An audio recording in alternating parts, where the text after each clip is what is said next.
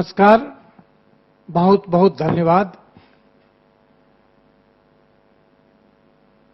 आपके सहयोग के लिए, आपके आशीर्वाद के लिए। आपने इसके पहले के वीडियोस देखे,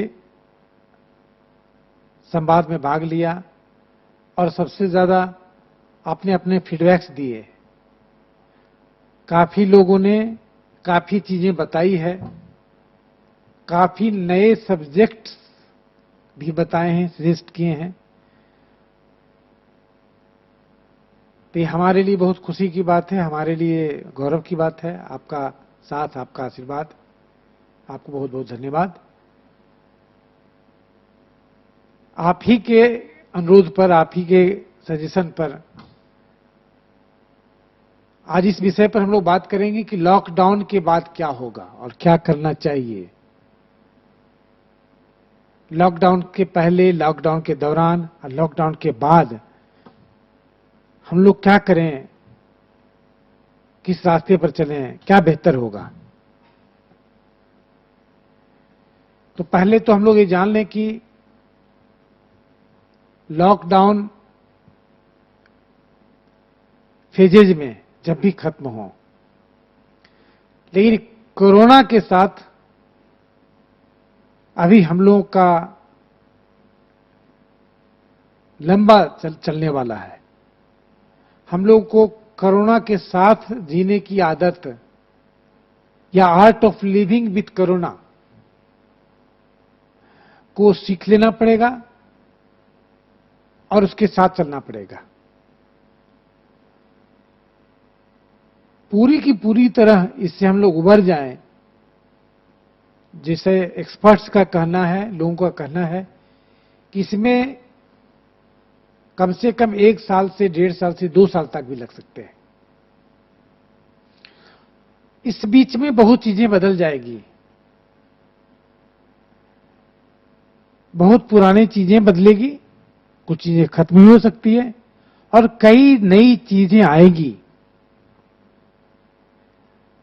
और जो नई चीजें आएंगी वही हमारे लिए चैलेंज की बात है। हम नई चीजों को, नए आर्ट को, नए स्किल्स को, नए टेक्नोलॉजी को, नए नॉलेज को जितना जल्दी स्वीकार कर लें, इसको एडॉप्ट कर लें, हम सबके लिए उतना ही अच्छा होगा और हम तभी बहुत अच्छा कर पाएंगे, आगे अच्छा कर पाएंगे। एक बात हम जान लें कि जो समय के साथ, परिस्थिति के साथ, इन्वायरमेंट के साथ अपने आप को एडॉप्ट कर लेता है, वही लंबे समय तक जाता है। बहुत बड़े बड़े जीव जंतु जिसने इन्वायरमेंट के साथ अपने आप को एडॉप्ट नहीं किया, एडजस्ट नहीं किया, स्वीकार नहीं किया, वो आज इस धरती पर नहीं है। और कहते हैं कि छोटी सी छिपकली परिस्थितियों को समझ करके, एक्सेप्ट करके, एडॉप्ट करके, उसके साथ एडजस्ट कर गया तो आज हजारों लाखों वर्षों से है। तो जितनी जल्दी हम सीखें, डार्विन का एक प्रिंसिपल है, सर्वाइवल ऑफ द फिटेस्ट। आज की तारीख में सर्वाइवल ऑफ द क्विकेस्ट होगा। जो सबसे जल्दी सीखेंगे, सबसे जल्दी एडजस्ट करेंगे, वो आगे जाएंगे। वो लर्निंग कर्व में जो आगे जाएंगे, सीखने में जो आगे जाएंगे, वो उतना ही आगे, उतनी ही तेजी से चीजों को में सक्सेसफुल होंगे और कोरोना के बाद की या कोरोना के साथ की जिंदगी जो होगी उसमें बहुत सक्सेसफुल होंगे। तो क्या बदलेगी? बड़े समारोह, बड़ी सभा, बड़ी शादी, बड़े भोज, लाइव टेलीकास्ट, लाइव कंसर्ट, बड़े मैच कम हो जाएंगे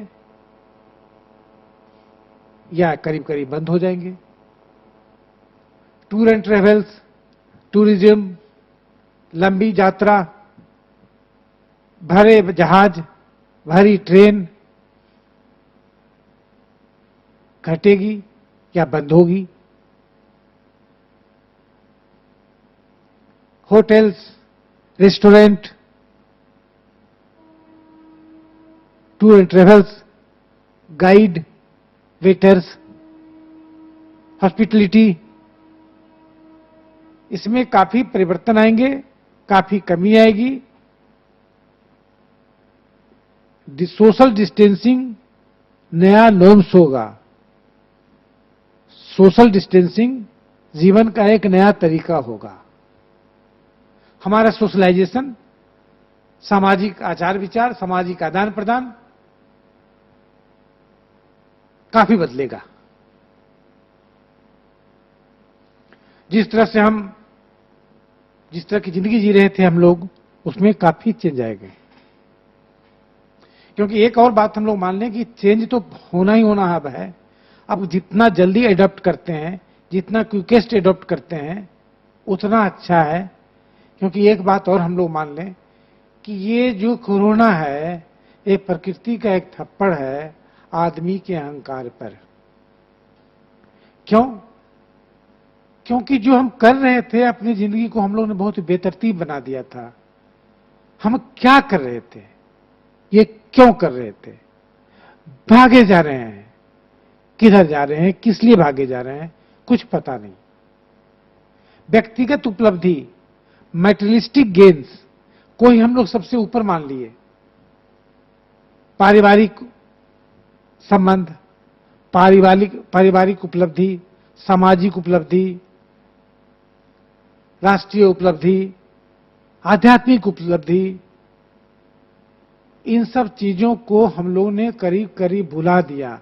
अपने संस्कार को, अपने संस्कृति को। जिस देश में हम लोग सर्वे भवन्तु सुखिनः, सर्वे भवन्तु निरामया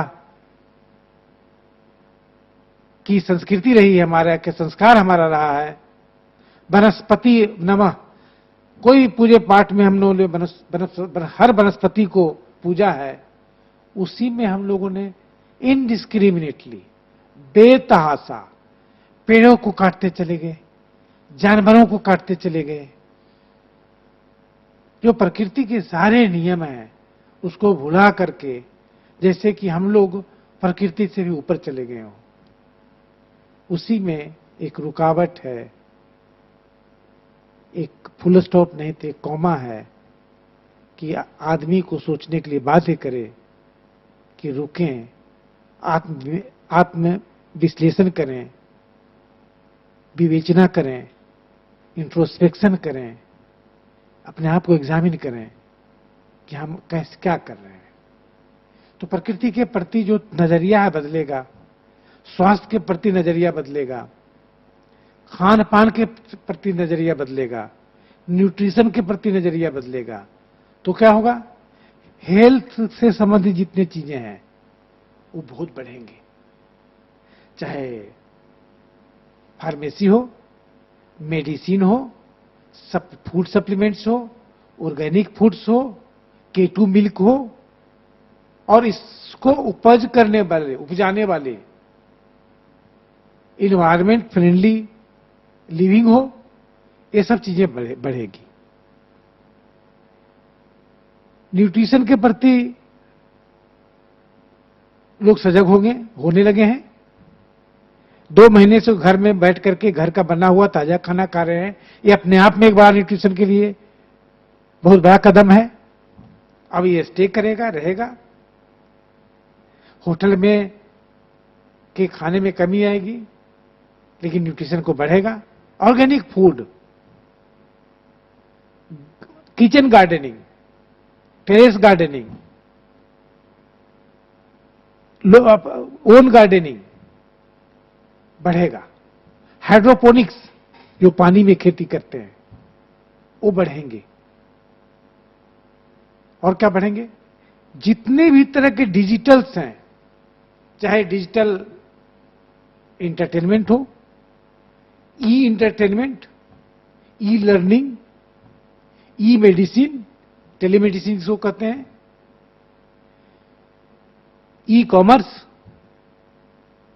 ई सर्विस, इस तरह के जितने भी जो ऑनलाइन सर्विसेज हैं वो काफी बढ़ेंगे, काफी बढ़ेंगे।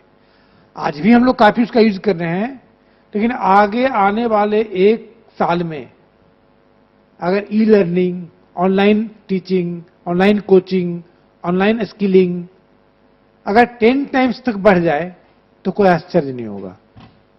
तो जो ऑनलाइन बिजनेस में है, जो ऐप बनाने वाले लोग हैं, जो ब्लॉग बनाने वाले लोग हैं, जो इंटरनेट पर काम करने वाले लोग हैं, जो वीडियो बनाने वाले लोग हैं, जो वीडियो एडिटिंग करने वाले लोग हैं, जो सेल्स के लिए नया फनल क्रिएट करने वाले लोग हैं मार्केटिंग में, ई मार्केटिंग, डिजिटल मार्केटिंग में, उनका डिमांड बढ़ेगा, उनका काम बढ़ेगा।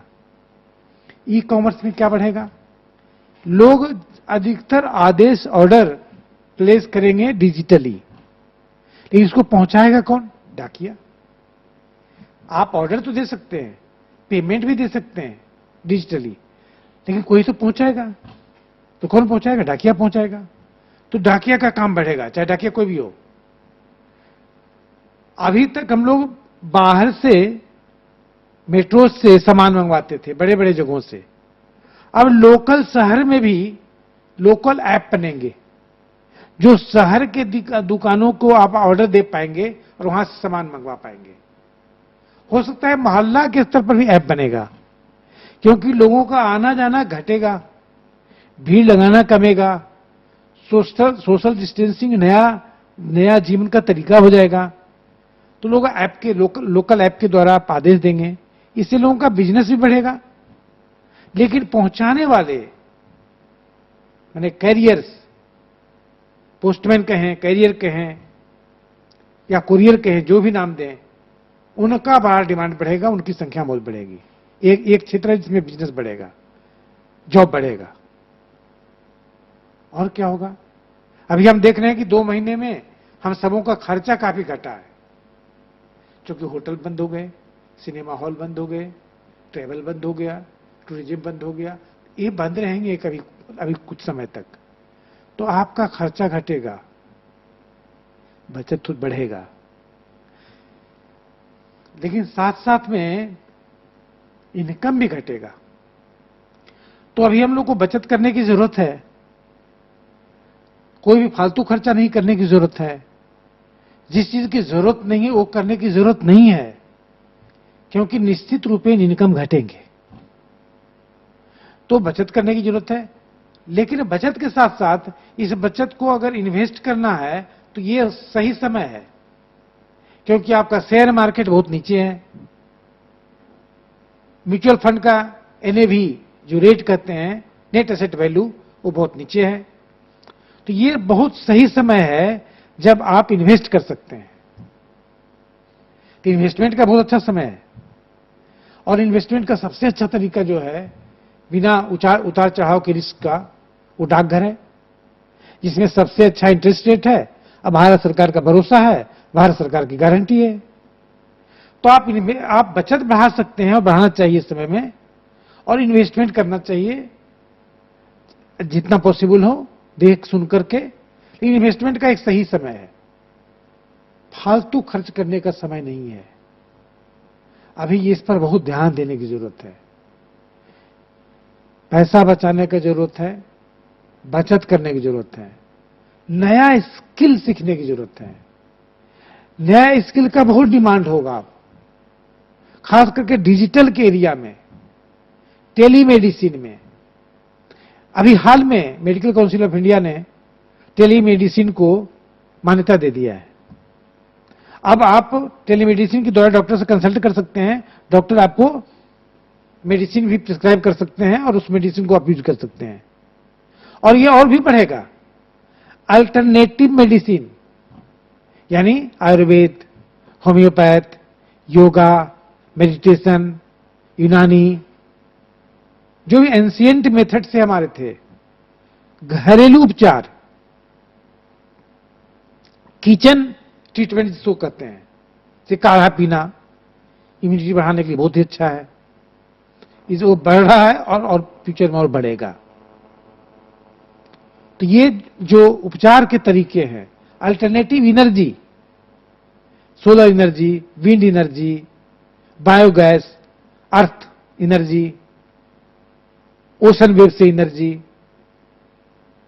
इसका डिमांड भी बढ़ेगा, इसका प्रोडक्शन भी बढ़ेगा और ये जरूरत हो जाएगी, क्योंकि इससे पोल्यूशन घटेगा और एनवायरनमेंट बेटर होगा। सॉरी। उसी तरह जो नए हॉबीज हैं, रिलेशनशिप में एक चेंज आएगा। फिर डाक टिकट संकलन एक अच्छी हॉबी होगी, जो अभी भी है। पत्र लिखना, पत्र भेजना संपर्क का बहुत इंपॉर्टेंट साधन है। संवाद का साधन तो वही है, भावना के आदान प्रदान का सबसे अच्छा साधन है, क्योंकि हम मिलेंगे कब, कम, तो भावना का आदान प्रदान इस तरह से हम कर सकते हैं। लॉकडाउन के बाद सॉरी, कोरोना के साथ जीने की कला को जल्दी से जल्दी हमें सीख लेने की जरूरत है और उसके साथ आगे बढ़ने की जरूरत है। नए स्किल सीखने की जरूरत है। E learning, online coaching, online schools, online classes, education के नए मॉड्यूल्स डेवलप करने होंगे, जिसमें कि मैक्सिमम समय में हम ऑनलाइन काम चला लें। और ये बहुत क्रिएटिव हो सकता है। होम एजुकेशन बहुत पुराना एजुकेशन रहा है, लोकल एजुकेशन बहुत पुराना एजुकेशन रहा है। ग्रामीण अर्थव्यवस्था को बहुत मजबूत बनाने की जरूरत पड़ेगी। जैसे पहले हर गांव एक देश की तरह था, हर गांव करीब 90%, 99%, 95% चीजों में आत्मनिर्भर था। फिर से गांव को या लोकल एरिया को इतना डेवलप करना होगा। हमारे जो पुराने क्राफ्ट्स थे, आर्टिजन्स थे, कारीगर्स थे, जो यहां वहां चले गए थे, उनको गांव के स्तर पर काम को हो सकता है ऋण दे करके, लोन दे करके, समाज के स्तर पर, सरकार के स्तर पर, वित्तीय संस्थाओं के स्तर पर, अगर गांव में ही मिट्टी के बर्तन बनाने वाले, लकड़ी के काम करने वाले, लोहा के काम करने वाले, पहले गांव में हर चीज लोकल ही हो जाता था। इस प्रक्रिया को फिर से मजबूत करना होगा और लोकल डेवलपमेंट्स को, जो ग्लोबल स्टाइल है, जो ग्लोबल डिजाइन है, उसके साथ सिंथेसाइज करके, सिनर्जी बना करके, इसको सिर्फ लोकल सप्लाई को पूरा ही नहीं करके, बल्कि राज्य के स्तर पर, राष्ट्र के स्तर पर, और हो सकता है कि एक्सपोर्ट करके हम अपने व्यवस्था को और मजबूत बना सकते हैं। ये सब कुछ चेंजेज होंगे। साइंस में बहुत चेंजेज होंगे, स्पिरिचुअलिटी में चेंजेज होगा। लोगों में एक बात जरूर आने लगी है कि हम लोगों को मेंटल पीस के लिए भी काम करने की जरूरत है, सेटिस्फैक्शन के लिए काम करने की जरूरत है, सेल्फ एक्चुअलाइजेशन के लिए काम करने की जरूरत है। लोगों, इर्द गिर्द के लोगों के बीच में हैप्पीनेस क्रिएट करने की जरूरत है। इस पर कभी भी कहीं हम लोग पिछड़ गए थे, हम लोग आपाधापी में दौड़ रहे थे। फिर से इन चीजों पर जरूर एम्फेसिस बढ़ेगा, तो स्पिरिचुअलिटी बढ़ेगा, डाटा साइंस बढ़ेगा, artificial intelligence, internet of things, robotics, drone technology, ये सब चीजों का डिमांड बढ़ेगा और इससे संबंधित स्किल्स का डिमांड बढ़ेगा और इसके संबंधित जॉब बढ़ेंगे। इस तरह की बहुत सारी चीजें हैं जो चेंज होगी, हो रही है, और हम लोग को इसके लिए तैयार रहना चाहिए, स्वीकार कर लेना चाहिए, एडॉप्ट कर लेना चाहिए। फिर से मैं कहूंगा, कोरोना के बाद नहीं, कोरोना के साथ, लॉकडाउन के बाद नहीं, कोरोना के साथ सीखने की कला में हमें माहिर होना पड़ेगा। और क्विकेस्ट जो होगा विल बी द फिटेस्ट, जो वही सरवाइव करेगा जो तेजी से सीखेगा नए रास्ते पर चल पड़ने के लिए। फिर हम लोग बात करेंगे। अभी के लिए इतना ही। बहुत बहुत धन्यवाद।